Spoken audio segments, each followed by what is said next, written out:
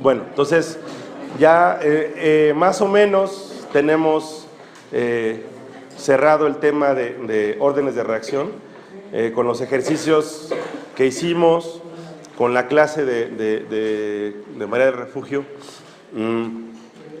Pudimos llegar a entender que efectivamente podemos calcular los órdenes de reacción totales y los pseudoórdenes de reacción. ¿Cuál es el truco fundamental? Si tenemos una reacción que depende de su ley de velocidad de más de un reactivo, lo que hacemos es, por ejemplo, aislar uno de los reactivos, ¿sí? Y utilizar el método del semiperiodo, sacar el pseudoorden de reacción nada más dependiente de ese reactivo, y luego aislamos el otro y así, ¿no? ¿Sí? Para obtener el orden total de una reacción. Además es muy importante sacar la constante de velocidad, ¿sí? Entonces, si ustedes observan que tienen una constante, que tienen una reacción de primer orden, ¿cómo le hacen? Pues sacan la ecuación integrada de primer orden, ¿se acuerdan? Y en la ecuación integrada de primer orden, yo lo que tengo es pues un cociente de logaritmos, ¿no? O sea, es el logaritmo de un cociente es la concentración inicial, ¿sí? Que está dividiendo a la concentración, ¿sí? Y esto era igual a menos K A por T, ¿sale? ¿Sí? Donde K pues era a veces la constante de velocidad, ¿sí? Entonces, nada más es para recordarles, cuando ustedes tienen una de primer orden, ¿qué van a hacer? Pues van a graficar esta línea recta, ¿sí? Entonces, van a graficar, en este caso, pues tienen que poner logaritmo, ¿no? Logaritmo natural de A, ¿sí? Puede ser logaritmo natural de A o logaritmo natural de A sobre A0, ¿sí? Como lo gusten. Sí, porque este valor ya lo tienen, ¿sí? Y entonces lo que van a obtener es una recta, ¿sí? Cuya pendiente es KA. Claro que las X es el tiempo, ¿sí? ¿Sale? Grafican logaritmo natural en contra de tiempo, ¿sí? Y la pendiente pues va a ser KA, ¿sí? Claro, con el signo cambiado porque pues, la pendiente es negativa, ¿sí? Entonces ya saben cómo obtener la constante de velocidad de una reacción de primer orden de esta manera, ¿sí? Si tienen una reacción de segundo orden, pues bueno, ustedes lo que van a hacer es graficar justamente la ecuación integrada de segundo orden, así como la obtuvimos, y la van a acomodar ustedes algebraicamente para poder obtener una gráfica adecuada. ¿Cuál es esta? Por ejemplo, ¿se acuerdan que quedaba 1 sobre A, ¿sí? Menos 1 sobre A0, y esto era igual a K por T, ¿no? ¿Sale? Así quedaba, ¿sí? ¿Qué es lo que hago? Pues esto que está restando lo paso sumando. 1 sobre A es igual a K por T, bueno, lo voy a poner así. 1 sobre A0 más K por T, y aquí tienen la ecuación de la recta, Y es igual a A más MX. Entonces van a graficar, ¿qué cosas? Van a graficar 1 sobre la concentración de A, ¿sí? Respecto al tiempo, ¿sale? ¿Sí? Entonces, ¿cómo les va a dar esta gráfica? Pues bueno, aquí se ve claro que la pendiente va a ser positiva, va a ser una línea recta, ¿sí? ¿Sale? Y es bien importante porque el intercepto pues es 1 sobre A0, ¿no? Y además la pendiente es la constante de velocidad, bueno, que tiene ahí que va multiplicada por el coeficiente estequiométrico, ¿sí? Entonces así lo van a ir sacando. En estos casos muy sencillos, cuando tienen una de tercer orden, también hay una ecuación que se puede escribir como una ecuación de una recta, etcétera, etcétera. Pero, de una manera muy importante, si ustedes tienen la ecuación del tiempo de vida media, ¿sí? En esa ecuación del tiempo de vida media, pues sucede que también tienen un intercepto, ¿sí? Tienen un intercepto. A ver, alguien que me dicte la ecuación de tiempo de vida media. Era logaritmo de t1 medio, ¿sí? Era igual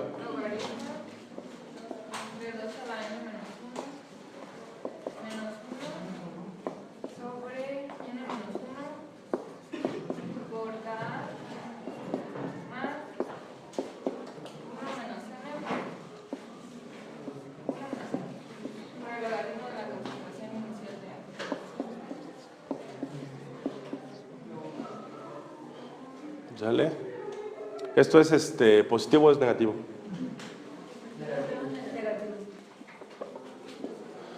¿Sale? Entonces, bueno, fíjense que el intersecto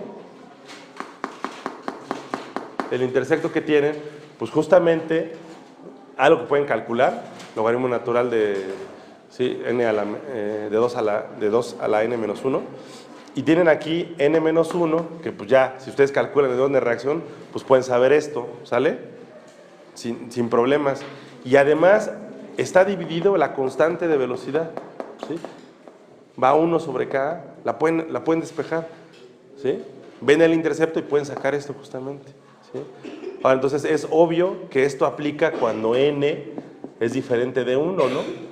Cuando el orden de reacción es diferente de 1. ¿Por qué? Pues porque esto pues me da 0. ¿Vale? ¿Es positivo?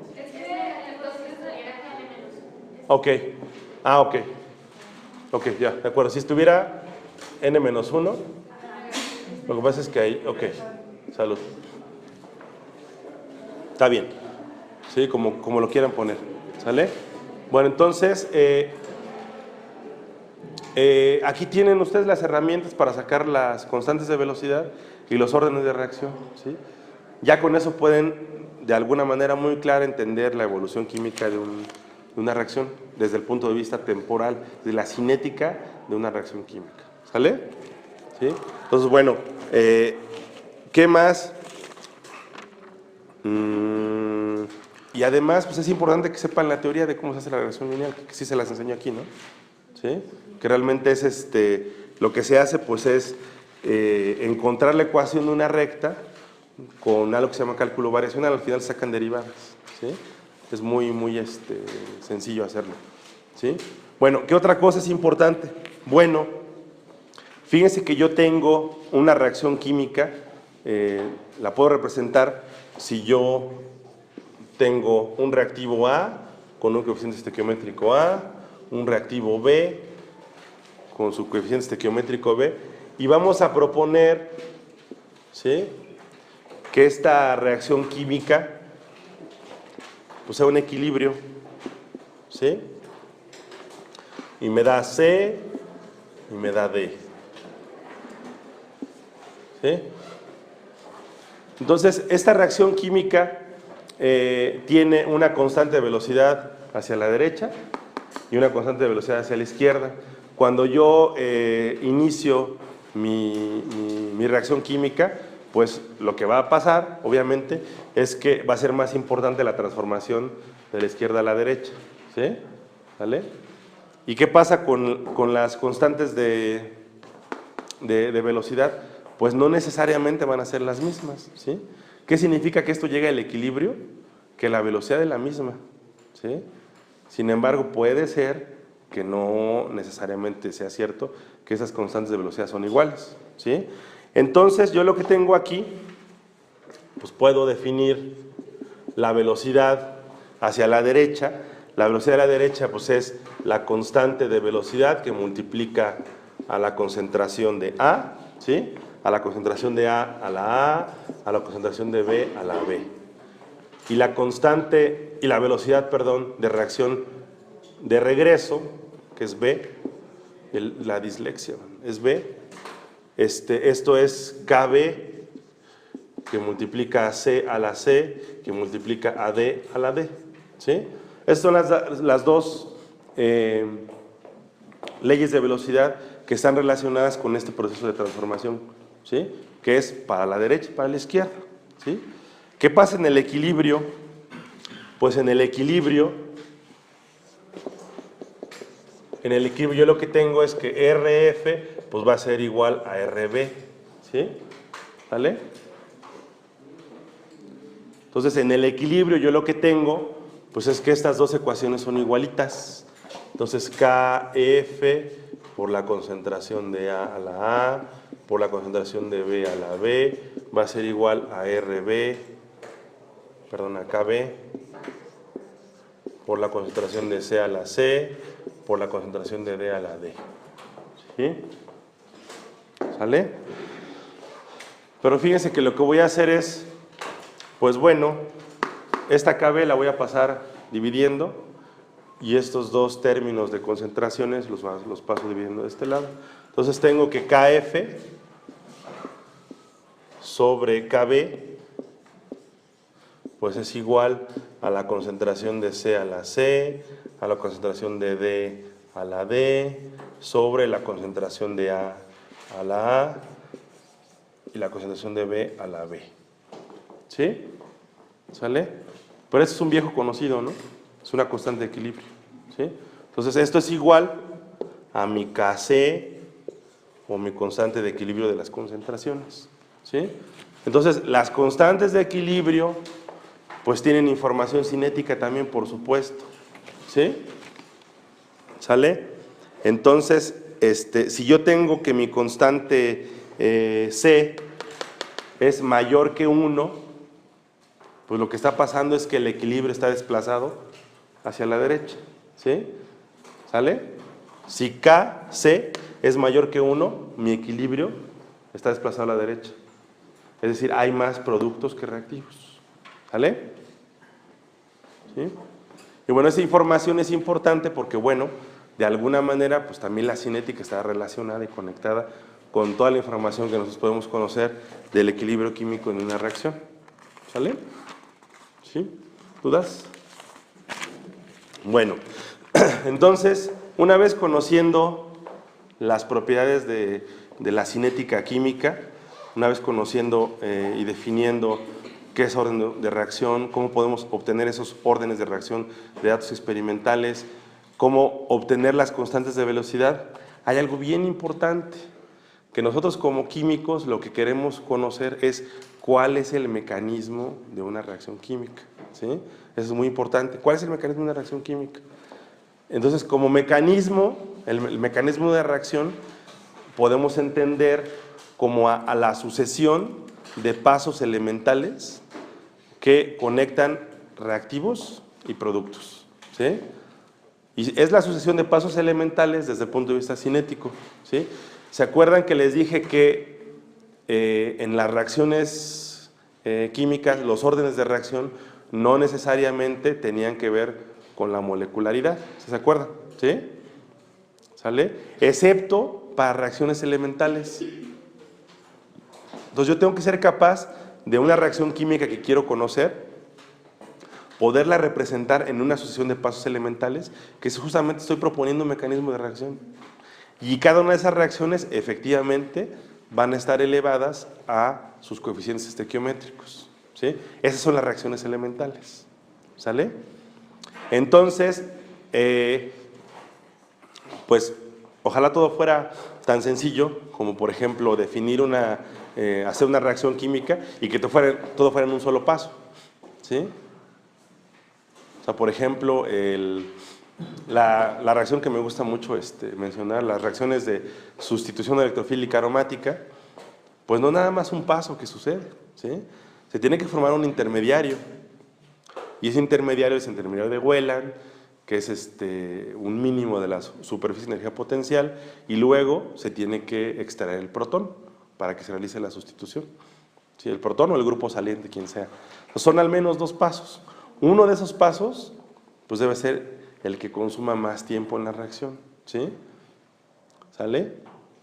Entonces fíjense que esos pasos que se tardan más tiempo en llevarse a cabo son los pasos de una reacción química que determinan el tiempo de la reacción química. ¿Sí? Si hay un paso que sucede de manera espontánea o muy rápida, pues eso no es tan importante. Si hay un paso que se tarda en una reacción química pues 2 horas, ese paso es el que realmente es importante, porque el otro puede tardar picosegundos. ¿Sí? Entonces vamos nosotros a tratar de entender los mecanismos de reacción y de incluso proponer mecanismos de reacción, pero con significado químico. ¿Sí? ¿Qué significa esto? Que mi mecanismo de reacción reproduzca lo que se está observando experimentalmente. ¿Sí? Eso es lo importante. Si yo propongo un mecanismo de reacción que no tiene una correspondencia experimental, pues no tiene mucho sentido. ¿Sí? Entonces hay 2 métodos importantes que vamos a ver hoy. de mecanismos de reacción. Y este es pues el último tema que vamos a ver de cinética química antes de llegar a cinética enzimática, ¿sí? Entonces, mecanismos de reacción.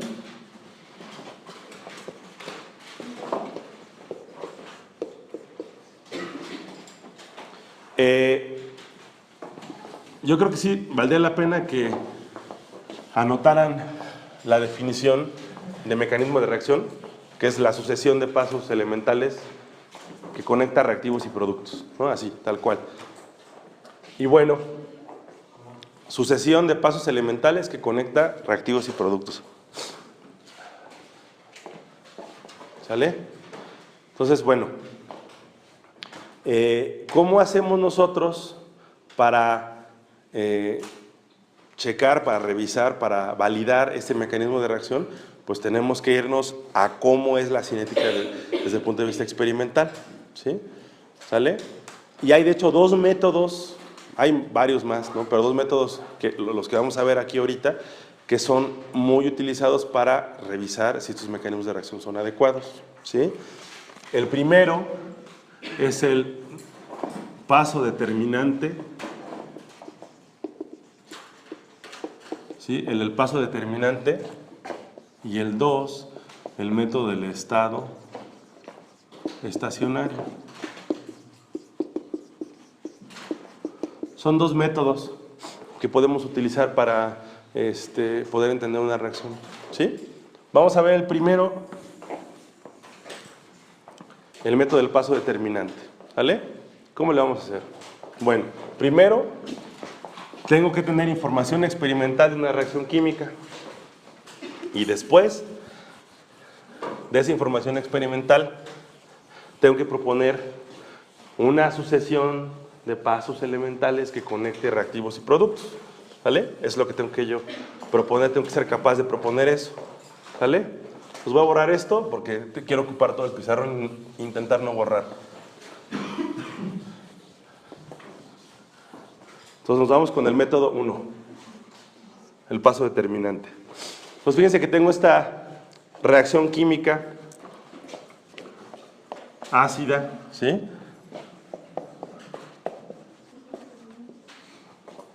Y además catalizada.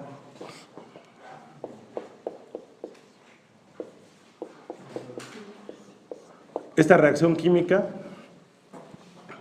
en presencia de bromo, lo que se obtiene es C6H5N2 más 2H2O, ¿sí? Es la reacción química, ¿sí? Entonces, bueno, ustedes pueden ver esta molécula, ¿sí? Esta molécula pues es un anillo aromático, ¿sí? Que tiene pegado pues, un grupo amino, ¿sí? ¿Cómo se llama esto? ¿Sale? Es la anilina. Ahora fíjense que esta anilina en presencia de HNO2 de este ácido y además en un medio pues muy ácido y catalizada por el bromo, lo que voy a obtener es justamente este catión, ¿sí? Y fíjense, experimentalmente yo lo que hago es medir la concentración de los reactivos a lo largo del tiempo, ¿sí? Hacer el método del aislamiento, utilizar el método del semiperiodo, y a lo que llego es a lo siguiente. Tengo que mi ley de velocidad, que yo averiguo es que es una constante que multiplica a la concentración de protones, que multiplica la concentración de HNO2 y que multiplica a la concentración de bromo, ¿sí? Entonces fíjense, pequeño problemita, ¿cómo es posible que el bromo, que es el catalizador, pues entre justamente en la ley de velocidad? Pues sí, sí es posible. Entonces tengo que idear yo una manera de definir los pasos que se llevan a cabo en esta reacción química, pues para poder proponer un mecanismo adecuado y que además al final reproduzca esta ley de velocidad, ¿sí? Esa es la chamba que tenemos que hacer con los mecanismos de reacción, ¿sí? Entonces, bueno, como hay gente que ya tiene colmillo químico, pues dice, vamos a ver cómo se activa este sistema. Bueno, lo que tengo yo que hacer es activar esta molécula, Primero reacciona esa molécula. ¿Cómo reacciona esa molécula? Pues bueno, esa molécula que está aquí, pues puede recibir un protón, ¿sí? Entonces lo que yo tengo es, ¿sí?, mis protoncillos que están ahí libres en disolución, reaccionan con el HNO2, y bueno, tengo un equilibrio, ¿sí?, un equilibrio químico, y este equilibrio químico lo que me da, pues es el H2NO2+, ¿sí? ¿Sale? Pero además se sabe que este equilibrio es rápido.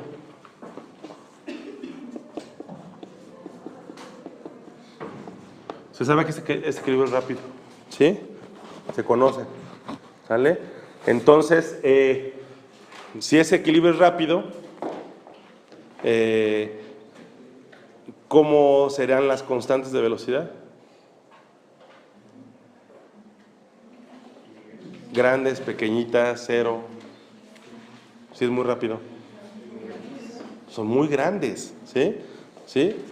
Acuérdense que la ley de velocidad, si esto es muy grande, la velocidad, sí va así, ¿sale? Bueno, ese es el paso 1. En el paso 2, lo que se tiene, bueno, esta molécula que está protonada, pues va a reaccionar con ¿quién creen? Pues con el bromo, ¿sí? Ahora, esta reacción se propone que sea una reacción irreversible, ¿sí? Bueno, que tiene su constante de velocidad y me da el ONBR más agua, ¿sí? Y se propone que esta reacción sea lenta, ¿sí? La propuesta de que la reacción es lenta no es nada más porque se le ocurrió al químico, sino porque sabe que esta reacción pues lleva bastante tiempo para llevarse a cabo, ¿sí? Toma bastante tiempo para llevarse a cabo. Entonces ahí está el colmillo de la persona que está diseñando el mecanismo de reacción, ¿sale? Bueno, entonces el paso 3, este bromuro con la anilina, justamente C6H5N2 más agua más bromo, y esto es rápido, ¿sale? Entonces estoy proponiendo esta asociación de pasos elementales, ¿sí? ¿Y qué voy a hacer? Pues voy a checar, voy a revisar si efectivamente esta asociación de pasos elementales me dan como consecuencia esta ley de velocidad, ¿sí? Entonces aquí, ¿qué ustedes pueden observar de las cosas que ya hemos hecho? Tengo una reacción reversible, ¿sí? Aquí, que pues puede ser de segundo orden, porque tengo que tomar en cuenta, de hecho debe ser de segundo orden, reacciones reversibles de segundo orden, porque bueno, tengo que tomar en cuenta los dos reactivos, ¿sí? Tengo además, ¿sí?, después de esta, dos reacciones consecutivas, ¿sí? Y tengo que aprender a calcular justamente esa constante que está ahí, ¿sí? ¿Cómo le hago? Pues bueno, yo lo que tengo que averiguar es la transformación de la anilina, ¿sí?, en esta especie que está aquí, ¿sí? ¿Cómo le hago con esa transformación? Bueno, voy a proponer una ley de velocidad, ¿sí? En este caso, fíjense, ¿cuál es la ley de velocidad que es la más importante? Según como que yo les había dicho que el paso más lento es el fundamental, ¿sí? En este método, en el método del paso determinante, ¿cuál es el paso más importante? El segundo, ¿sí? Es el paso más lento. Entonces, ese paso, el segundo paso, es el que me va a decir o me va a dar información de cuál es la velocidad de la transformación, ¿sí? Realmente, si lo quieren ver de una manera muy estricta, lo que yo quiero saber es cómo se obtiene el C6H5N2 más con respecto al tiempo, ¿sí? Esta debiera ser mi ecuación, ¿sí? ¿Sale? Pero yo digo, pues es que este paso es muy rápido, ¿no? No tiene sentido que lo tome en cuenta, ¿vale? Entonces, yo digo y propongo, bueno, entonces me voy a fijar nada más en la velocidad de formación del ONBR, que finalmente va a ser el que se va a reaccionar con la línea para dar el producto que yo quiero obtener, ¿sí? Entonces lo que hago es, escribo la reacción, así como tal, lo que tengo es K2, que es mi constante de velocidad, y se acuerdan que les dije que en las leyes de velocidad siempre me voy a fijar en los reactivos, ¿sí?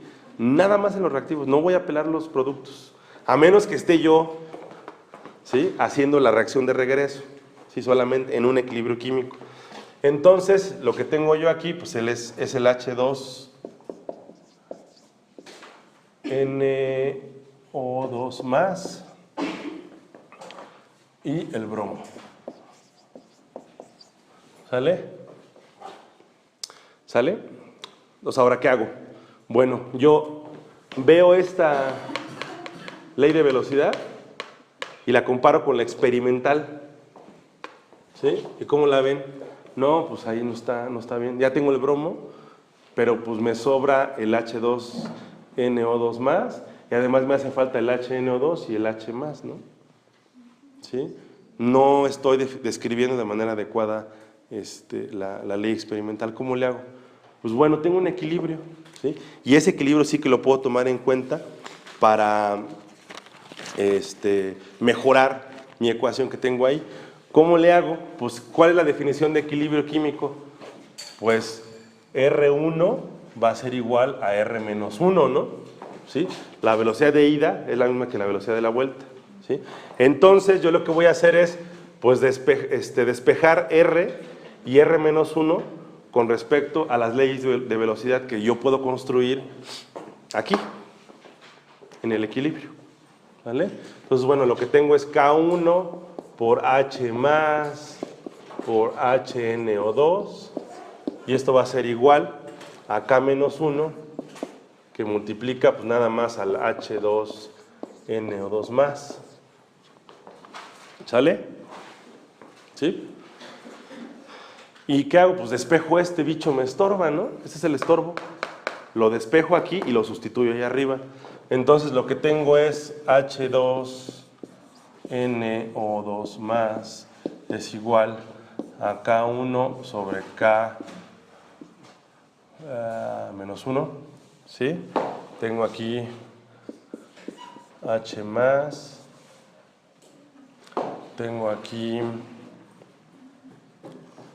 ¿sí?,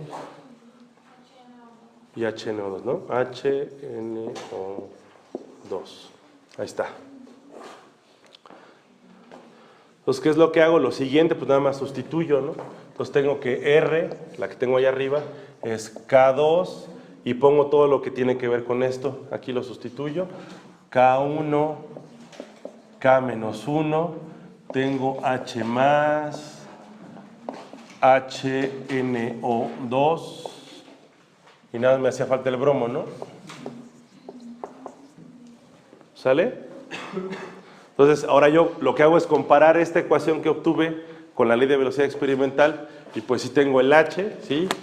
Tengo el HNO2, sí, tengo el bromo, y tengo una constante rara, pues nada más defino que esta constante de la ley experimental realmente es K2 por K1 entre K menos 1. Y pues ya llegué, ¿no? ¿Sí? Entonces, efectivamente, yo acabo de encontrar que este mecanismo de reacción propuesto es adecuado para describir cómo se comporta el sistema desde el punto de vista experimental. ¿Sale? Entonces, es el método del paso determinante de reacción. ¿Sí? Entonces, ¿cómo le hacemos con este método? Primero, me fijo cuál es el paso más lento, ¿sí? Y ese es el paso que voy a tomar como la ecuación de velocidad. No voy a apelar realmente la que debería yo tomar en cuenta. En este caso, pues sería esta, ¿no? Sería K3, ¿sí? K3 por ONBR por C6H5NH2, sería esta. ¿Sí? Pero si yo digo, es el paso determinante, se le meto el paso determinante, esta reacción es muy lenta, no la voy a pelar. Voy a tomar en cuenta esta que está aquí. ¿Sí? Pero no llego a la ecuación adecuada. ¿Por qué? Porque tengo un equilibrio antes. Entonces, ¿se fijan cuáles son las cosas que le sobran? En este caso, ¿qué le sobra? Pues le sobra este H2NO2 más. ¿Sí? Construyen una ecuación en donde tengan ese término, que lo puedan despejar, lo sustituyen y seguramente les va a dar algo así por el estilo que sí confirme las sospechas que ustedes están obteniendo. ¿Sale? ¿Cómo la ven? ¿Tienen dudas? Bueno, vamos al otro método. Voy a borrar, ¿vale? No, esto no lo borro, voy a borrar aquí. Esta gráfica decía que si yo grafico la concentración en contra del tiempo, voy a obtener el reactivo A, algo así como A da B y da C, ¿sí? Tengo la concentración de A, va así, la concentración de C va así, y la concentración de B era algo así. ¿Sale? ¿Sí? Entonces, B es el estado estacionario, ¿sí? ¿Por qué? Pues se llama intermediario, es el intermediario de reacción. ¿Por qué es el estado estacionario? Y me acuerdo que lo vimos en esta clase, alguien me lo dijo muy bien, que sucede que la derivada de la concentración de B con respecto al tiempo, pues es prácticamente cero todo el tiempo, ¿sí? No cambia mucho. Al principio a lo mejor sí es importante, pero tampoco es determinante, ¿sí? A lo largo de todo el proceso de transformación química, esta concentración prácticamente vale cero. ¿Sale? ¿Sí? Entonces, bueno, vamos a tomar en cuenta justamente este hecho, que la derivada de B con respecto a T pues es igual a cero. ¿Sí? Para hacer el método del estado estacionario. ¿Sí? Entonces, bueno, ahora sí ya voy a borrar.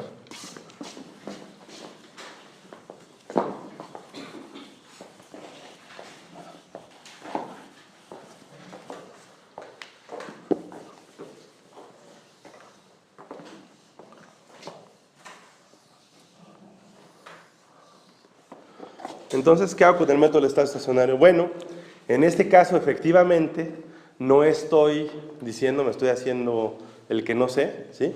Que el paso 2 es el paso importante, ¿sí? En el método del estado estacionario, sí tengo que fijarme en el paso en donde se realiza la transformación final. ¿Cuál es este paso? Es el paso 3, ¿sí?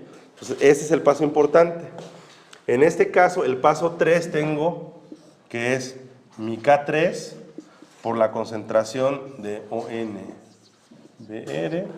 por la concentración de C6H5NH2. ¿Sale? Pues ya estamos con el segundo método, ¿sí? Esto es la reacción que voy a hacer. Es simplemente la velocidad de transformación de la anilina, es K3 por los reactivos, ¿no? ONBr y la concentración de la anilina, ¿vale?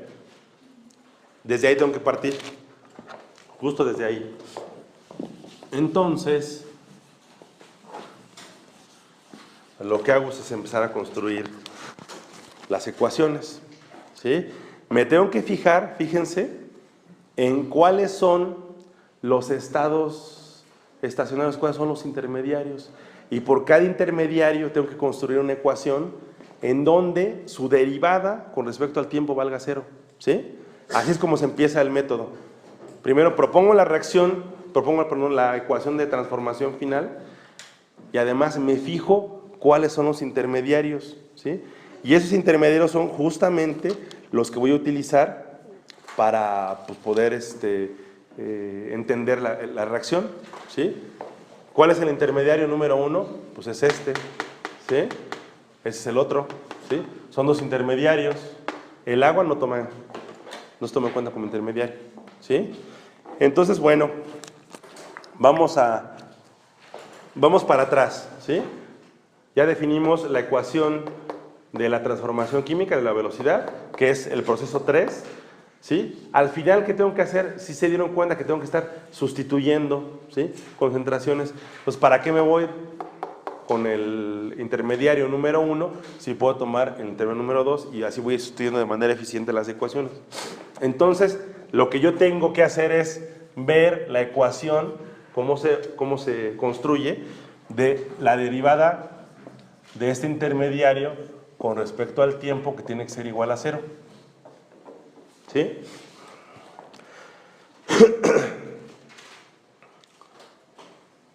¿Sale?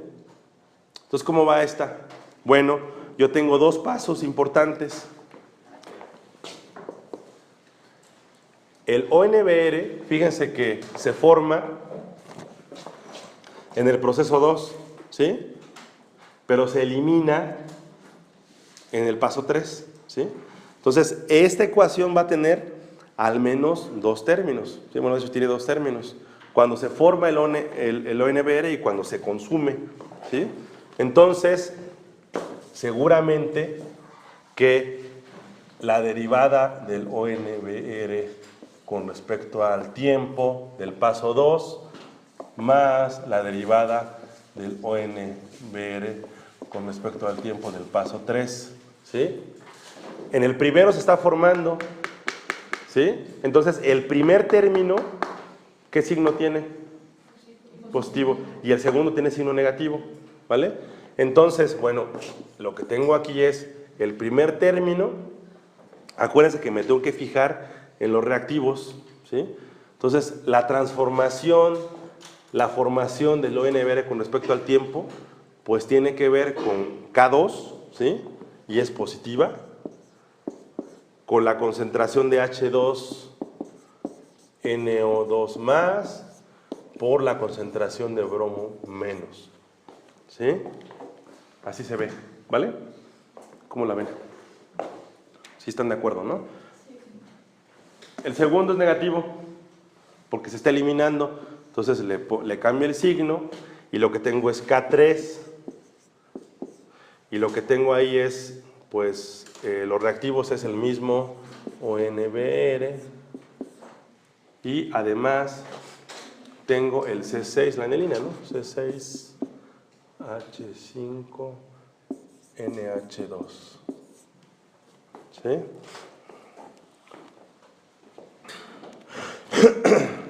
Bueno, entonces, a ver, fíjense, comparemos mi ley de velocidad K3, esta del proceso 3, con la ley de velocidad experimental, ¿sí?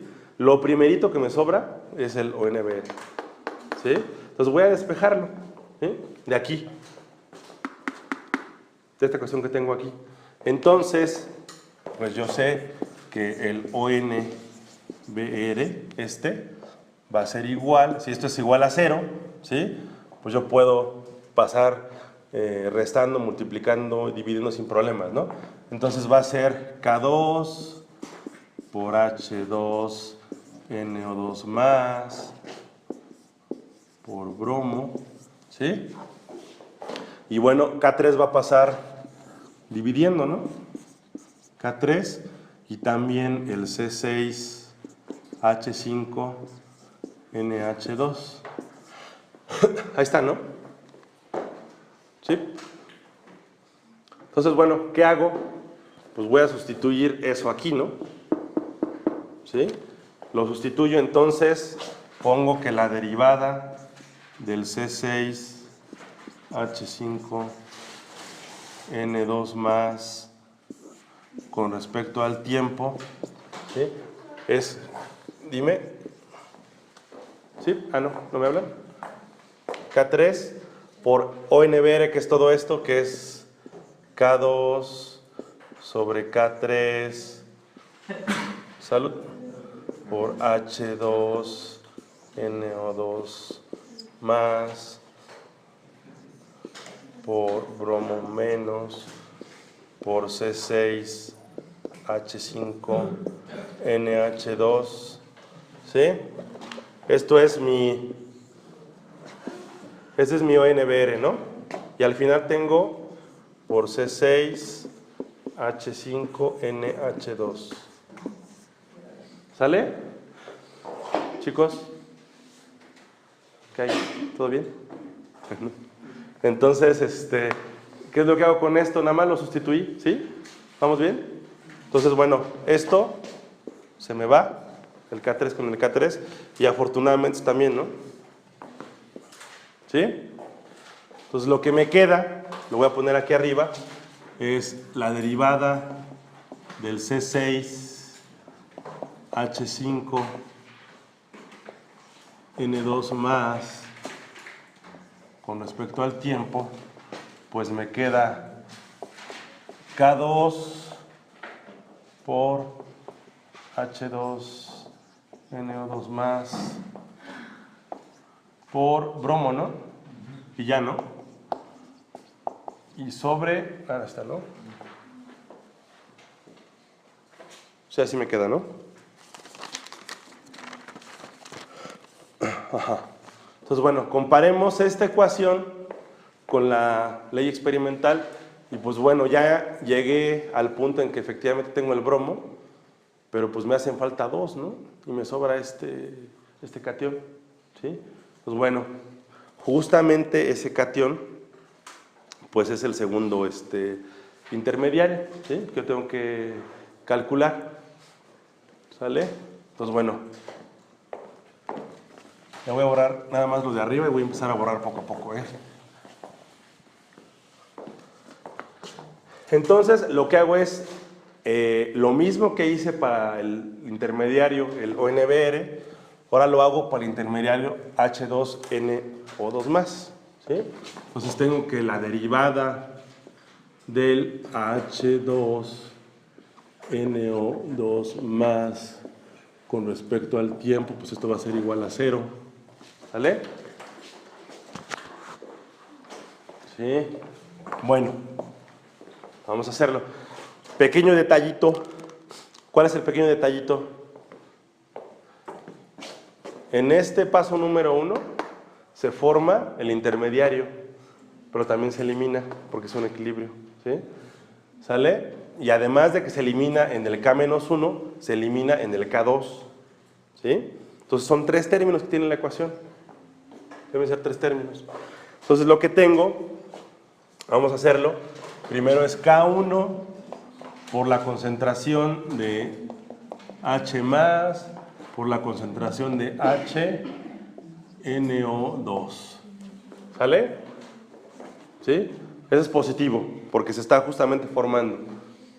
Luego, menos K-1 por H2NO2 más. Negativo. ¿Sale? Y el último término, pues también debe ser negativo, menos K2 por la concentración de H2NO2 más por bromo menos. ¿Sale? Entonces ahora lo que tengo que hacer es despejar el estorbo, ¿no? Y el estorbo aquí, ya vimos que es el H2NO2 más, tengo que sacarlo de esa ecuación. Vamos a hacerlo.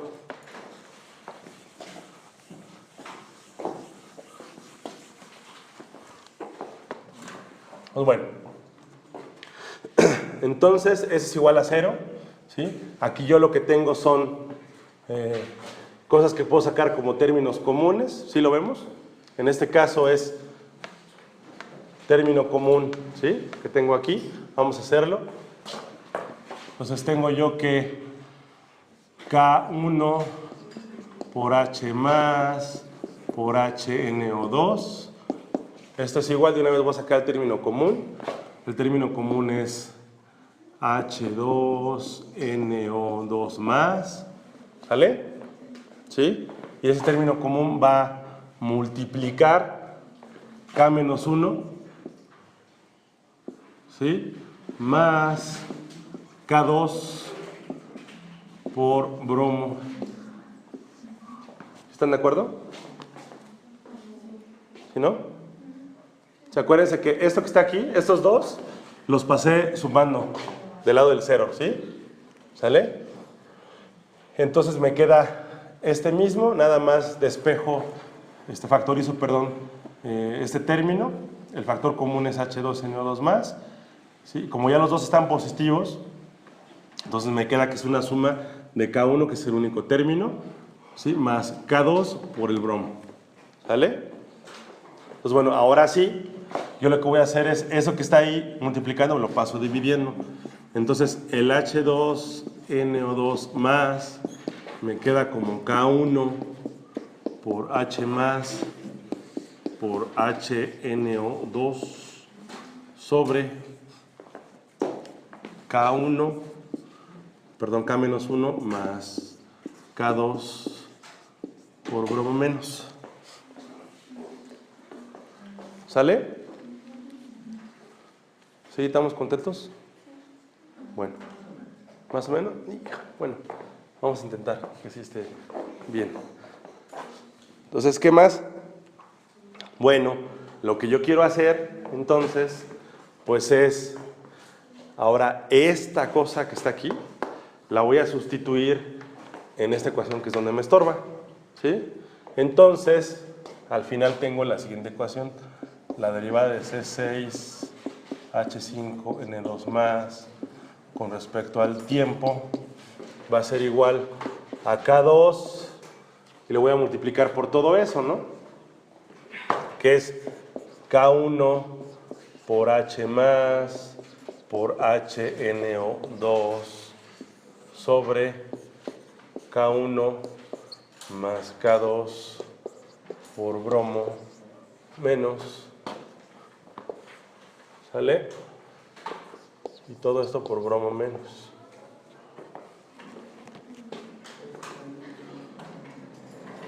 ¿Sale?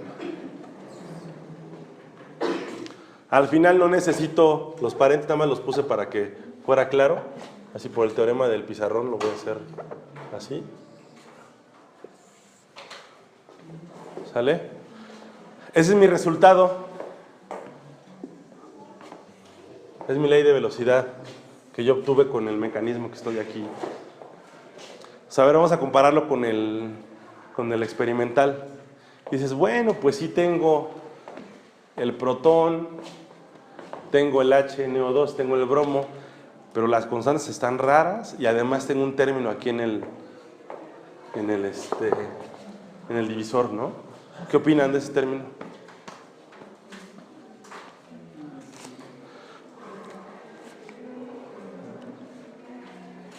K1 más K2. ¿Sí? Seguramente, pero... ya. Ah, sí, K-1. K-1, ¿sí?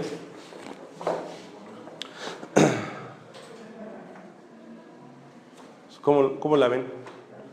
¿Qué tienen que decir? Ahora, aquí yo ya llegué a la ecuación, pero ahora fíjense cuáles son las condiciones de equilibrio rápido, ¿sí? Reacción lenta, reacción rápida.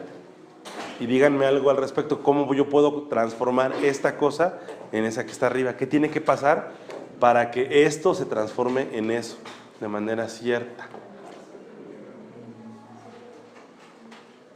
¿No?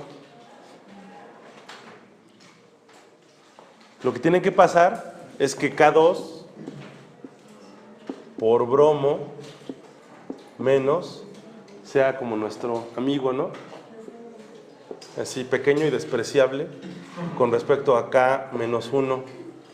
Eso tiene que pasar, ¿sí? Eso tiene que pasar. Ahora vamos a tratar de conectar esto con la realidad de nuestras reacciones químicas, ¿sí?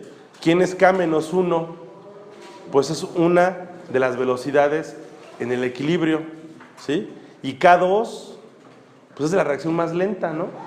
¿Sí? ¿Sale? Entonces, cuando una reacción es muy rápida, sus constantes de velocidad son muy elevadas. Cuando una reacción es muy lenta, sus constantes de velocidad son muy pequeñitas.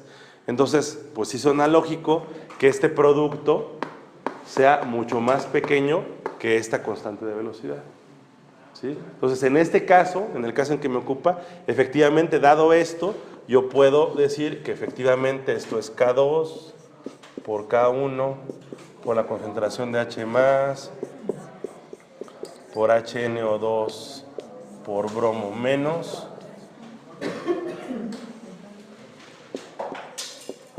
y al final llego a lo mismo, ¿no? Que lo que obtuve con el método del paso determinante de reacción. ¿Sale?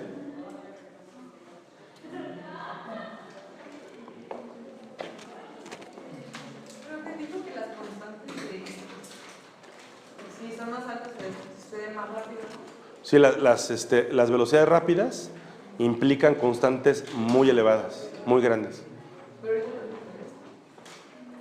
Según yo no, pero bueno, de todas formas, a lo que voy es, K1 es muy grande con respecto a K2, ¿no? Sí, eso es lo importante. Sí, porque K2 es de una velocidad lenta, entonces la constante es muy pequeña. Y K-1 es un equilibrio rápido, por lo tanto esta constante debe ser muy grande. Si lo dije mal, ahí corríjanme, ¿no? Eso es lo que... ¿Sale? Bueno, ¿dudas? Bueno. Entonces, con esto se cierra el tema de cinética química. La cinética enzimática tiene que ver mucho con cinética química. Es muy importante la cinética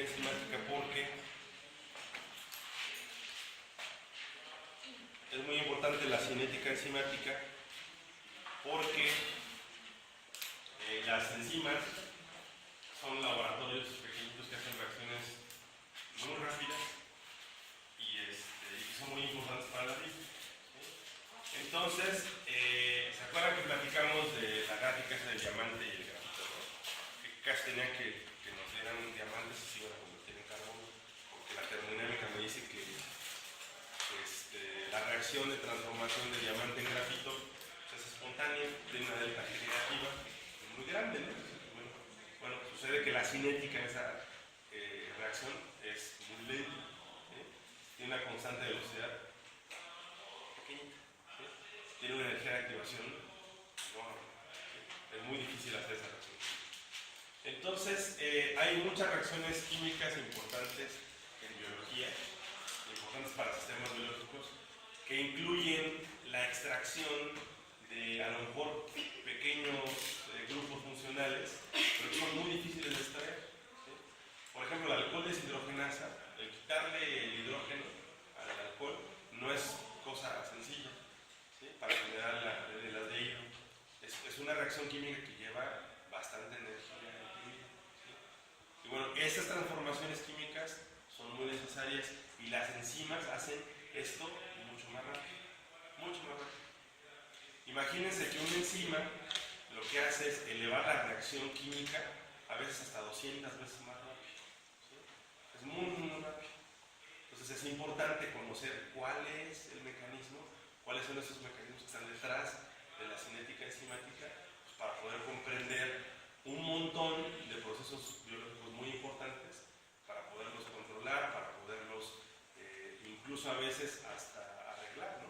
Porque hay muchas enfermedades como las que ustedes ya están viendo en los artículos científicos que son ocasionadas por deficiencias enzimáticas o por sobreexpresiones enzimáticas. ¿Sí? Pues bueno, es importante conocer esto. Es importante aplicar esos conocimientos que tenemos de la cinética química ahora a la transformación que llevan a cabo las enzimas. ¿Vale? Pues bueno, justamente vamos a irnos dirigiendo para allá. Entonces, cosas importantes de las enzimas. Las enzimas son moléculas muy grandes, son macromoléculas. Son moléculas que pueden llegar a tener, no sé, desde los 300 átomos hasta los 2000, 3000 átomos. Son muy, muy grandes. Muy grandes. Acuérdense de la estructura primaria, secundaria y terciaria de las proteínas. ¿Sí? Sucede que la estructura terciaria y cuaternaria es muy importante en las enzimas. La secuencia lineal sí es importante, obviamente, pero la disposición espacial es súper importante. ¿Sí? Entonces, ustedes tienen una enzima que es algo muy, muy grande.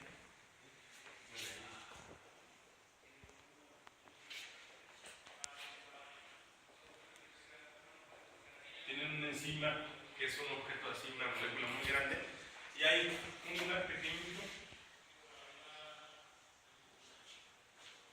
que es el sitio activo, muy pequeño. Con respecto al gran total de la molécula, el sitio activo incluye unos cuantos residuos muy pequeños y de hecho un volumen muy pequeñito de encima de la proteína, muy pequeño.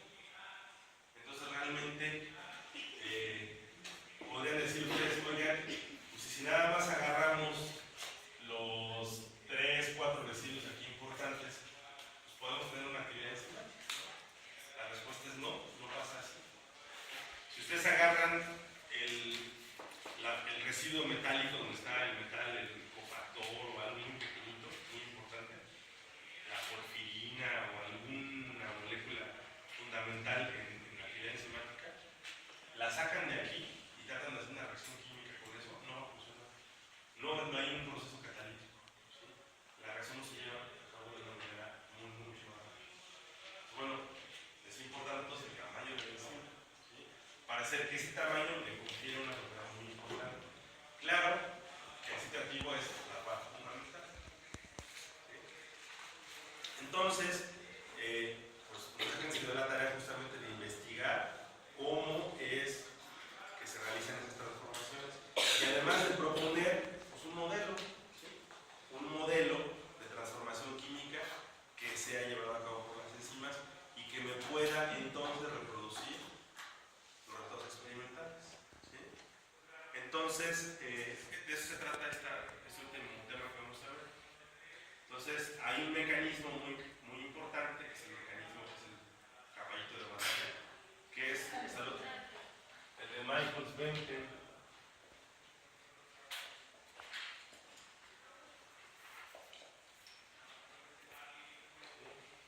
Bueno, y aquí las chicas deberán estar muy preocupadas y muy interesadas en este mecanismo de reacción. Entonces, a todos les dejo la tarea que se pueden investigar quiénes fueron Michael y Menten para que vean la importancia que tiene el ser mujer o ser hombre en esta reacción, en este modelo de reacción enzimática muy importante. ¿Sí? Se los digo porque tradicionalmente en la ciencia y en la política hay una preferencia de género muy obvia, ¿sí? Hay una desigualdad de género muy particular. Las chicas han tenido muy pocas oportunidades de tener un impacto importante en la ciencia a lo largo de la historia de la humanidad. ¿Por qué? Por las tradiciones y por la religión y por un montón de cosas que han estado estorbando históricamente a nuestra sociedad. Entonces se prefiere o se le da mayor peso al trabajo de un hombre que de una mujer. En este caso pasa algo muy particular, porque no es una reacción, no es un modelo nuevo, es un modelo relativamente viejo. ¿Sí? Entonces investiguen la biografía de las dos personas que propusieron este mecanismo y la siguiente clase del miércoles me dicen sus opiniones al respecto. ¿Sale? Es muy importante que lo hagan. Además de la parte científica, fíjense que es muy importante también entender el entorno social, incluso hasta político o económico, del desarrollo de la ciencia. A veces la presión política, la presión social, la presión incluso en alguna guerra, es muy importante para que se realice un desarrollo científico importante. ¿Sí? Es muy importante eso, entonces vale la pena averiguar. ¿Sí? Entonces, bueno, esta cinética enzimática tiene que cumplir con el objetivo que es describir un mecanismo de reacción. ¿Sí? ¿Qué es el mecanismo de reacción de la transformación de la enzima?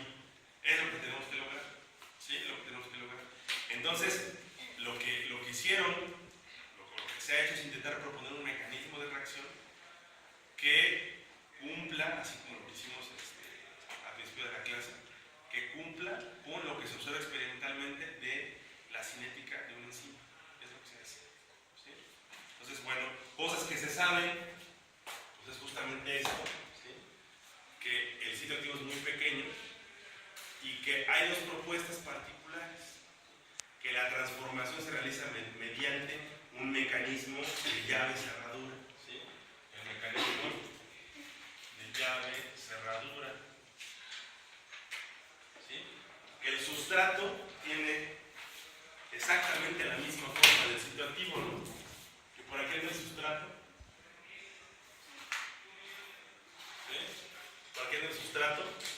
Y que el sustrato cabe exactamente aquí. ¿Sí? Y cuando existe justamente esa interacción de la enzima con el sustrato, pues lo que se obtiene es un producto que puede ser un producto ligeramente diferente. En este caso se le cayó la parte final, que era como una esfera, y además, ¿qué queremos? Se recupera la enzima. ¿Sí? De hecho, las enzimas son funcionales mucho tiempo, se reusan. Claro, también a lo largo de una transformación enzimática, las enzimas pues, se llegan a desnaturalizar, hay ningún problema, y tienen un tiempo de vida medio en particular. ¿Sí? Entonces, ese es uno de los mecanismos que se ha estado proponiendo como el bueno, pero no necesariamente es así. ¿Sí? Puede ser que realmente el sustrato, en otro de los mecanismos, ¿sí? Que ese sustrato, le voy a poner ese de sustrato, el enzima, sea algo ligeramente diferente. ¿Sí? Y el otro mecanismo es el de ajuste inducido. En este mecanismo lo que sucede es que la geometría, la estructura molecular del sustrato y de la enzima se modifica para acoplarse, y a lo mejor la enzima toma la siguiente forma, por ejemplo. ¿Sí? Y el sustrato a su vez también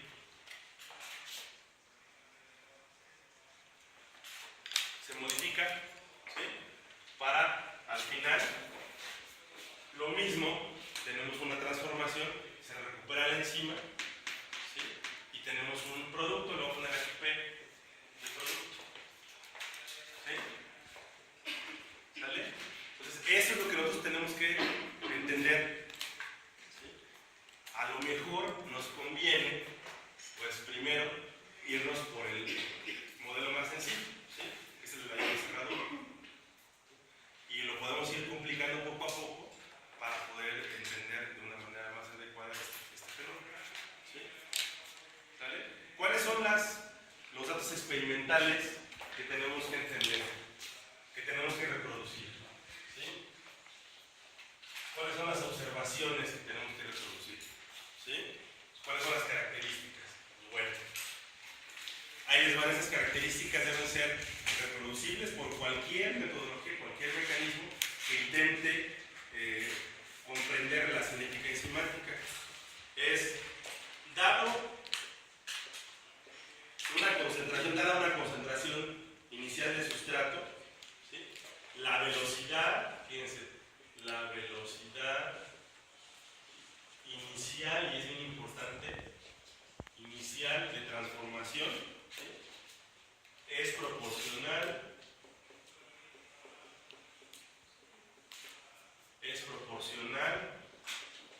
a la concentración inicial de enzima.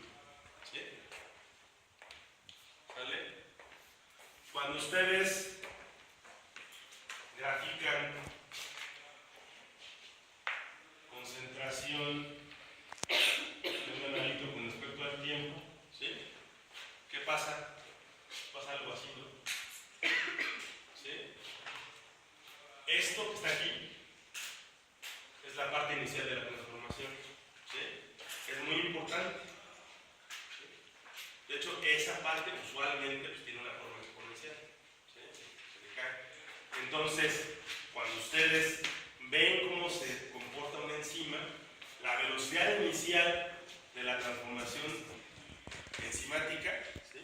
Dada una concentración que no es ni muy grande ni muy pequeña del sustrato, una concentración normal, adecuada, la velocidad inicial es proporcional a la concentración de la enzima. Es decir, si ustedes aumentan la concentración de enzima, se aumenta la velocidad inicial de la transformación. Es lo que se observa experimentalmente. ¿Sí?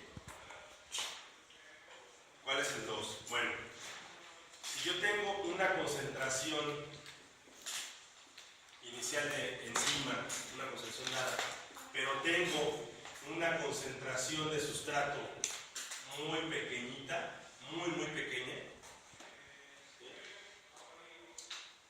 La velocidad inicial es proporcional, pues, justamente a la concentración del sustrato, ¿sí? Porque es muy pequeñita. Yo defino la concentración de la enzima. Si yo bajo mucho la concentración del sustrato, la velocidad inicial va a depender de qué tanto sustrato yo tenga. Pero acuérdense que son las concentraciones muy pequeñitas, ¿sí? Ese es el 2. Y el 3, si yo tengo una concentración dada de enzima y tengo una concentración inicial de sustrato, y esta concentración de sustrato pues es muy elevada, es muy grande, ¿sí?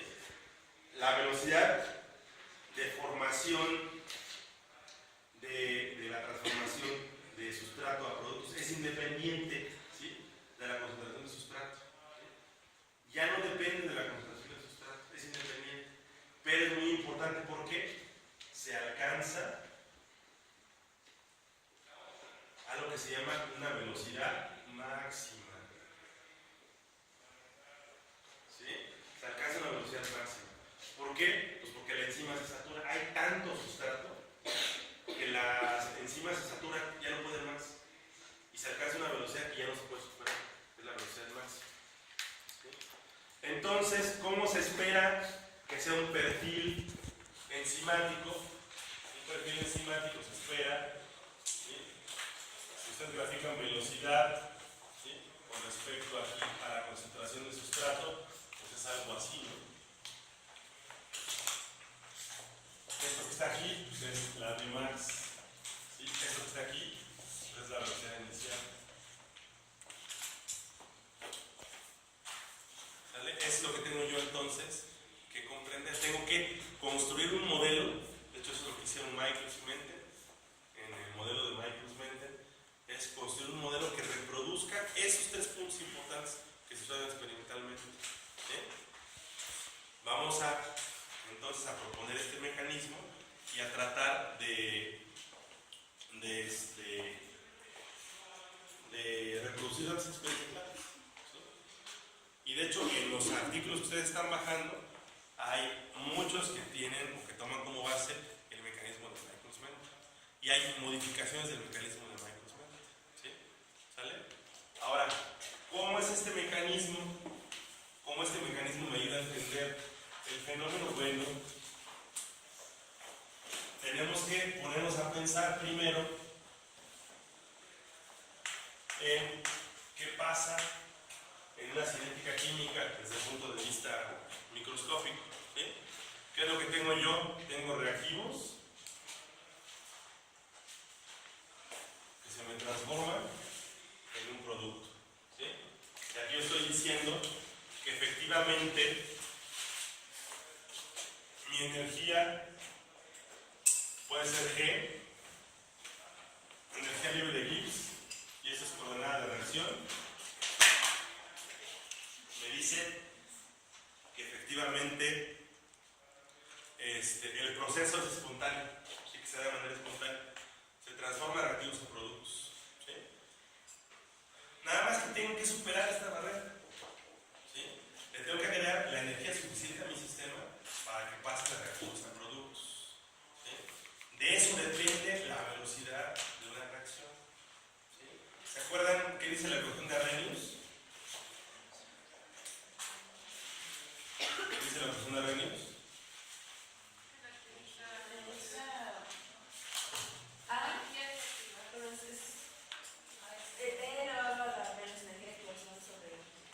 Energía de activación sobre. ¿Vale? Eso dice Arrhenius, ¿no? ¿Sí? Entonces, obviamente la K depende como el exponencial del inverso de T, ¿sí? Pero también depende de la energía de activación, fíjense, ¿sí? Entonces, obviamente la velocidad depende de qué tan grande o tan pequeño que está aquí. ¿Sí? Fíjense que si esto es muy grande, si la energía de activación es muy grande, ¿sale? Entonces la constante de velocidad va a ser muy pequeña. ¿Sí? Ahí está la ecuación. ¿Vale? Entonces, yo lo que tengo que hacer es tratar de comprender o de generar un modelo que me diga cómo es posible que estas enzimas están modificando el proceso de transformación natural y están haciéndole algo al sistema químico. ¿Sí? ¿Qué piensan ustedes que le está haciendo la enzima al perfil energético que tenemos aquí? Disminuir la energía de activación. ¿Sí? Algo está pasando con la energía de activación. En la presencia de la enzima parece ser que se disminuye la energía de activación. Ahora, lo que vamos a ver nosotros en la siguiente clase es cuál es este modelito que me genera que se reduzca la barrera energética. Realmente, ¿qué propone Michael Swensen? Que no es nada más que se reduce la energía de activación, ¿sí? Sino que hay un intermediario, y ese intermediario es el complejo enzima-sustrato. Y ese intermediario está presente y reduce la barrera, porque se forma ese intermediario que está en medio de reactivos y productos. ¿Sí? Entonces, al final, ¿qué tenemos que hacer? Bueno, tenemos que construir el siguiente modelo, que lo vamos a estudiar en la siguiente clase. Este modelito es súper sencillo, pero sencillo, tan poderoso así como sencillo es, ¿no? Tengo enzima más sustrato, ¿sí? Un equilibrio donde se me genera el complejo enzima-sustrato, ¿sí?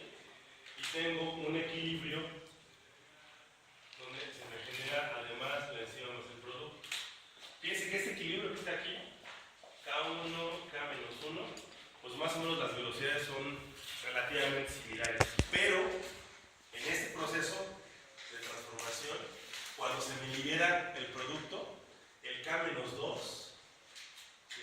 El K-2 es pues, mucho más pequeño que el K2. ¿Sí? De hecho, es tan pequeño otra vez como nuestro amigo, que es pequeño y despreciable. Pues no lo vamos a hacer, ¿sí? En la construcción del modelo. Entonces, este es el modelo de Microsoft, justamente este es el modelo. Bien sencillito. Pero además, gracias a este modelo, puedo reproducir estas cosas que están aquí. Hay complicaciones y las hay, ¿sí? ¿Cuáles son esas complicaciones?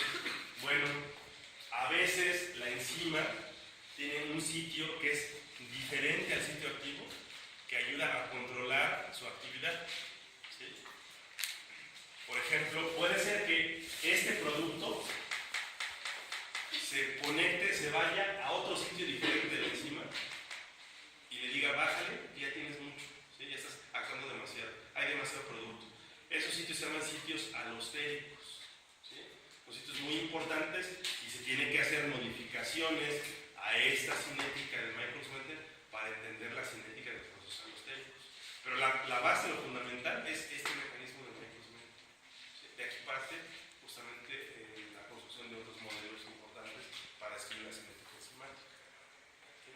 Entonces fíjense cómo es bien importante haberse fumado todo este rollo de las derivadas y todas esas cosas, porque aquí se utiliza justamente, si es un intermediario de reacción, pues ¿qué creen? La derivada del complejo enzima-sustrato con respecto al tiempo es igual a 0, y eso lo vamos a utilizar para construir una ley de velocidad que me reproduzca esos conceptos observables, estas situaciones que se observan en el espejo.